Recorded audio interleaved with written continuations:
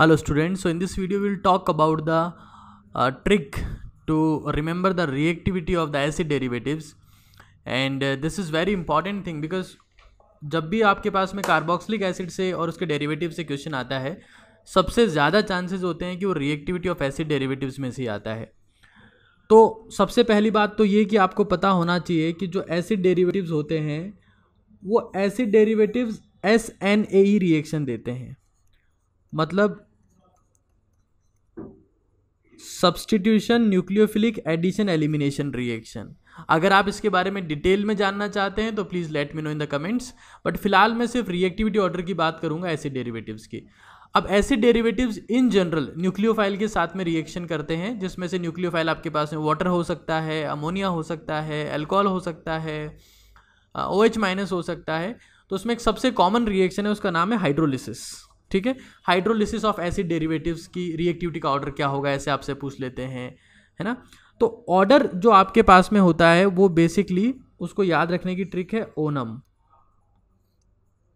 ठीक है, ONE और M। ठीक है, तो इसमें सबसे ज्यादा जो आपके पास में रिएक्टिव है, सबसे ज्यादा जो रिएक्टिव है वो होता है O4 oil halide. Oil halide सबसे ज़्यादा रिएक्टिव होता है और उसका आपके पास में फॉर्मूला होता है RCOX। ये आपके पास ऑयल हैलाइड है, ये सबसे ज़्यादा रिएक्टिव होता है। ट्रिक का नाम क्या हो गया, ओनम, ONEM, ओनम। ठीक है, उसके बाद सेकंड नंबर पर आता है N for anhydride. N for anhydride. जब आप किसी कार्बोक्सिलिक एसिड को हीट करते हैं तो एनहाइड्राइड का फॉर्मेशन होता है, इसका फॉर्मूला होता है RCO। अब क्यों होता है ऐसा, मैं यहाँ पर वो नहीं बता रहा हूँ, मैं सिर्फ ट्रिक की बात आप लोगों से कर रहा हूँ। E for is ester, E का मतलब है ester, that is RCOR।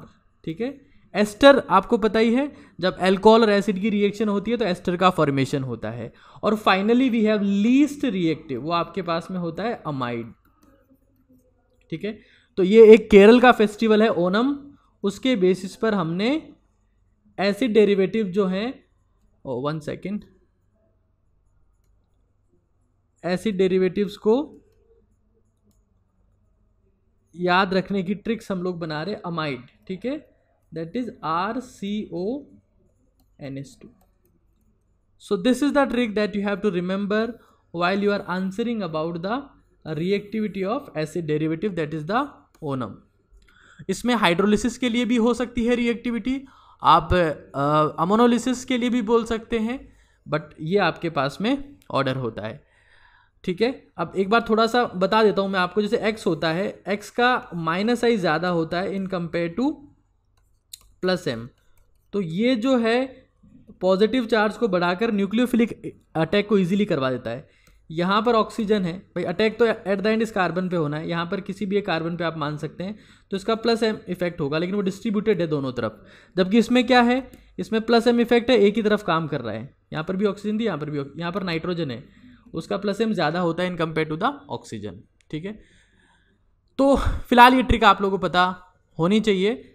Oil halides, anhydrides, asters and amides. Thank you.